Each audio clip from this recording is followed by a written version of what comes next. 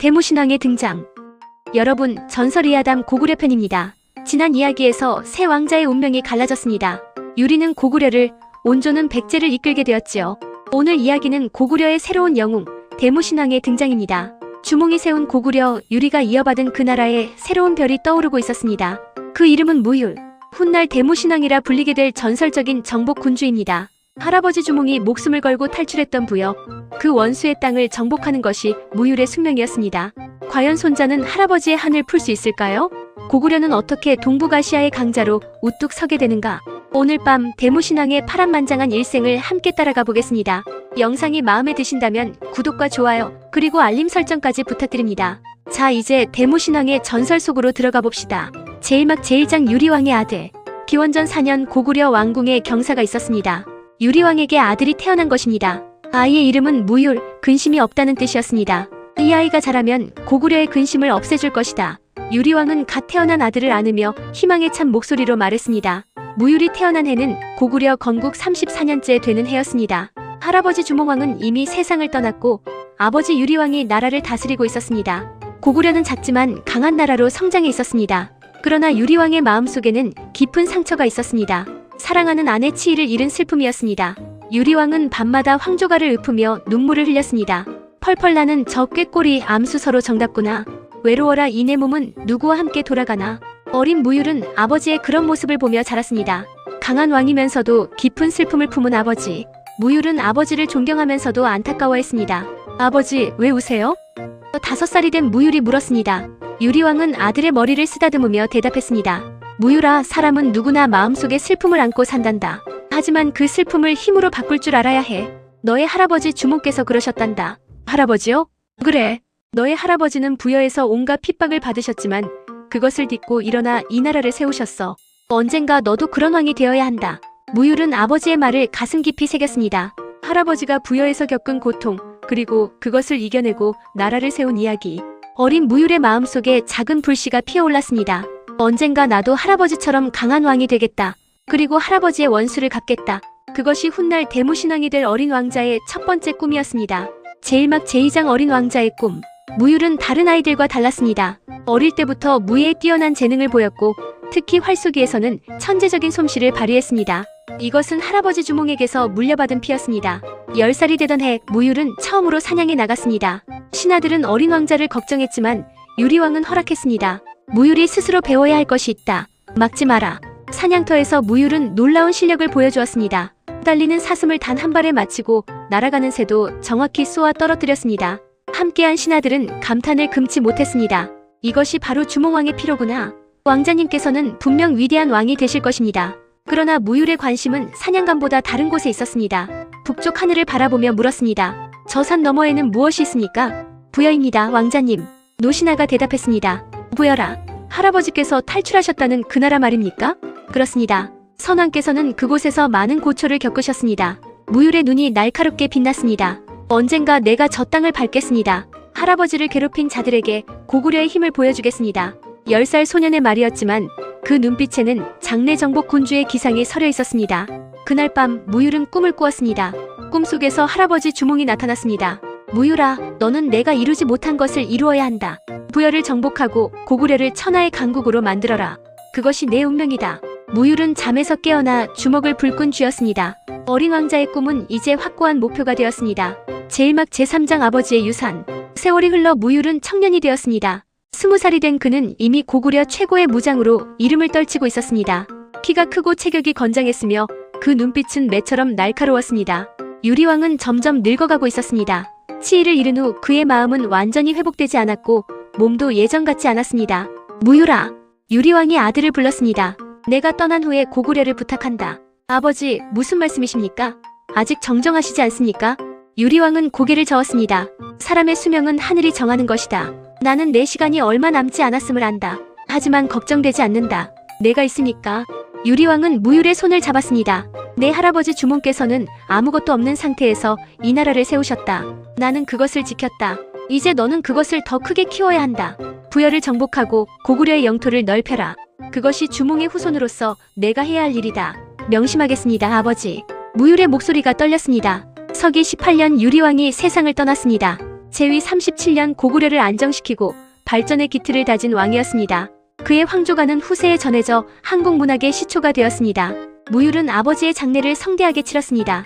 그리고 고구려의 세 번째 왕으로 즉위했습니다. 이때 그의 나이 22살이었습니다. 과인은 오늘부터 대무신왕이라 칭하겠다. 크게 무예로 신비한 업적을 이룬 왕이라는 뜻이다. 과인은 이 이름에 걸맞은 왕이 될 것이다. 대무신왕의 시대가 시작되었습니다. 고구려 역사상 가장 위대한 정복군주가 탄생한 순간이었습니다. 제2막 제사장 정복의 서막. 대무신왕이 즉위하자마자 고구려는 활기를 띠기 시작했습니다. 젊고 야심찬 왕의 등장에 백성들의 기대가 높았습니다. 새 왕께서는 무예가 뛰어나시다 합니다. 주몽왕의 손자다운 분이시라더군요. 이제 고구려가 더욱 강해지겠습니다. 대무신왕은 즉위 첫 해부터 군사력 강화에 힘썼습니다. 병사들을 훈련시키고 무기를 개량하고 성곽을 보강했습니다.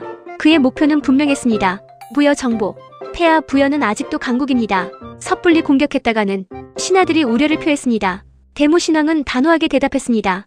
과인의 할아버지께서는 부여에서 모진 핍박을 받으셨다. 그 한을 풀지 않고서는 진정한 고구려의 왕이라 할 수 없다. 하지만 서두르지 않겠다. 철저히 준비한 후에 움직이겠다. 대무신왕은 먼저 주변의 작은 나라들을 복속시켜 나갔습니다. 개마국, 구다국 등 고구려 북방의 소국들이 차례로 무릎을 꿇었습니다. 서기 22년 대무신왕은 직접 군대를 이끌고 개마국을 정복했습니다. 험준한 산악지형에서도 고구려군은 거침없이 진격했습니다. 항복하라. 고구려에 항복하면 목숨을 살려주겠다.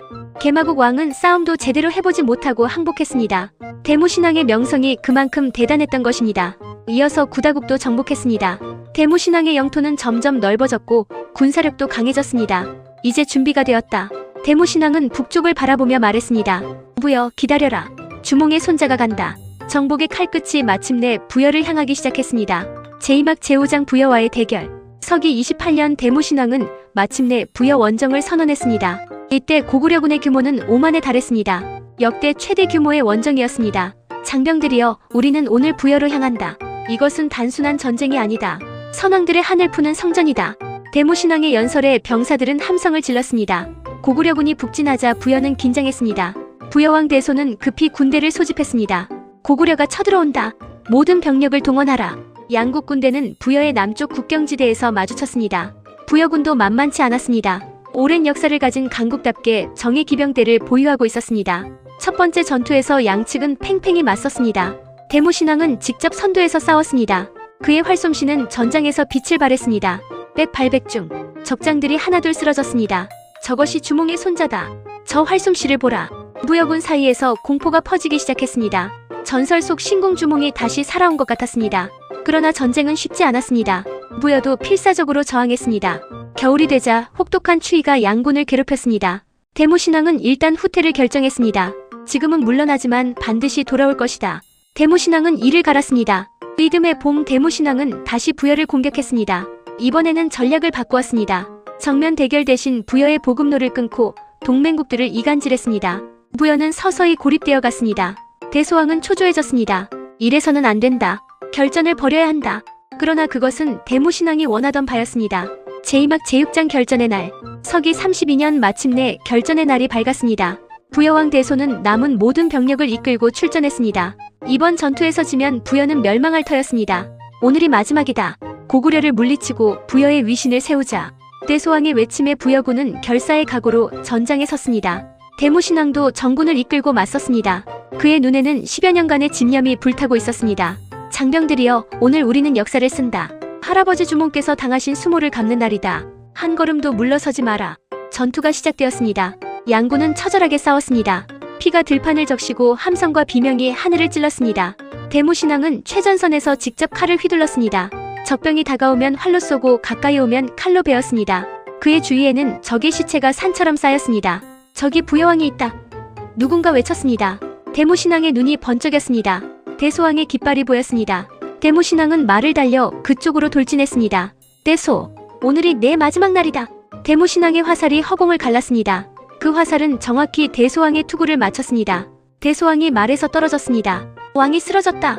왕이. 부여군의 사기가 급격히 무너졌습니다. 지휘관을 잃은 군대는 우왕좌왕하기 시작했습니다. 돌격하라. 지금이다. 대무신왕이 명령했습니다. 고구려군은 맹렬히 돌격했습니다. 부여군은 무너지기 시작했고 병사들은 뿔뿔이 흩어져 도망쳤습니다. 대소왕은 간신히 목숨을 건졌지만 부여의 군사력은 완전히 붕괴되었습니다. 이겼다! 고구려가 이겼다! 승리의 함성이 전장을 뒤덮었습니다. 대무신왕의 눈에서 뜨거운 눈물이 흘렀습니다. 제3막 제7장 부여의 몰락. 결전에서 패한 후 부여는 급격히 쇠퇴했습니다. 대소왕은 목숨은 건졌지만 왕으로서의 권위는 땅에 떨어졌습니다. 저런 무능한 왕 밑에서 어떻게 살란 말인가? 고구려에 항복하는 게 나을지도 모른다. 부여의 귀족들 사이에서 불만이 터져나왔습니다. 일부는 실제로 고구려에 투항했습니다. 대무신왕은 이 기회를 놓치지 않았습니다. 투항해 오는 부여인들을 환대하고 높은 벼슬을 내렸습니다. 부여의 백성들이여, 고구려는 너희를 환영한다. 항복하는 자에게는 관용을, 저항하는 자에게는 칼을 내릴 것이다. 이 소문이 부여 전역에 퍼지자 더 많은 사람들이 고구려로 몰려왔습니다. 부여의 인구가 급감하고 국력은 더욱 약해졌습니다. 서기 37년 대무신왕은 최후의 일격을 가했습니다. 이번에는 부여의 수도를 직접 공격했습니다. 더 이상 기다릴 필요가 없다. 부여를 완전히 복속시킨다. 고구려군의 공격에 부여의 수도는 함락되었습니다. 대소왕은 도망치다가 결국 잡혔습니다. 살려다오. 제발.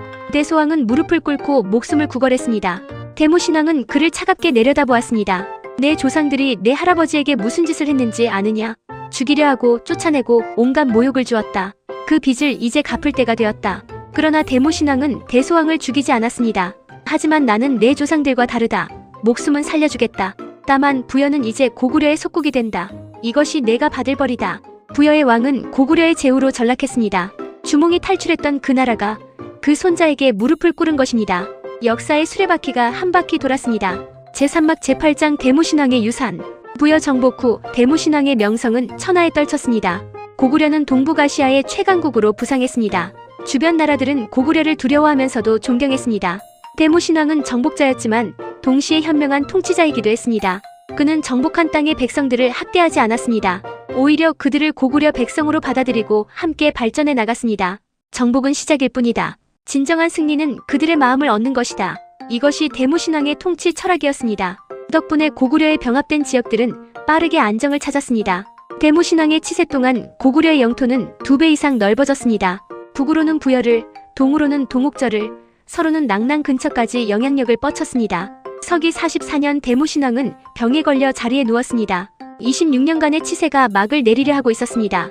과인은 후회가 없다. 대무신왕은 태자를 바라보며 말했습니다. 할아버지 주몽의 한을 풀었고 고구려를 강국으로 만들었다. 이제 나머지는 내 몫이다. 태자가 아버지의 손을 잡았습니다. 아버지의 뜻을 반드시 이어가겠습니다. 기억해라. 왕은 백성을 위해 존재하는 것이다. 힘이 있을 때 교만해지지 말고 약해질 때 비굴해지지 마라. 항상 고구려의 자존심을 지켜라. 며칠 후 대무신왕은 눈을 감았습니다. 향년 48. 고구려 역사상 가장 위대한 정복군주의 마지막이었습니다. 백성들은 왕의 죽음을 슬퍼하며 눈물을 흘렸습니다. 대무신왕은 크게 무예로 신비한 업적을 이룬 왕이라는 그 이름 그대로 살다 갔습니다. 그가 남긴 강한 고구려는 이후 700년 동안 동북아시아의 강자로 군림하게 됩니다. 오늘 이야기 대무신왕의 등장은 여기서 마무리됩니다. 어린 왕자 무율에서 전설적인 정복 군주 대무신왕까지 그의 일생은 그 자체로 위대한 서사시였습니다. 할아버지의 한을 풀고 고구려를 최강국으로 만든 대무신왕. 그의 유산은 이후 수백 년간 이어집니다. 다음 이야기에서는 고구려의 또 다른 영웅들이 등장합니다. 태조대왕, 고국천왕, 그리고 전설의 광개토대왕까지. 고구려의 영광은 계속됩니다. 영상이 마음에 드셨다면 구독과 좋아요, 그리고 알림 설정 부탁드립니다. 전설의 아담 고구려 편 다음 이야기에서 또 만나요. 감사합니다.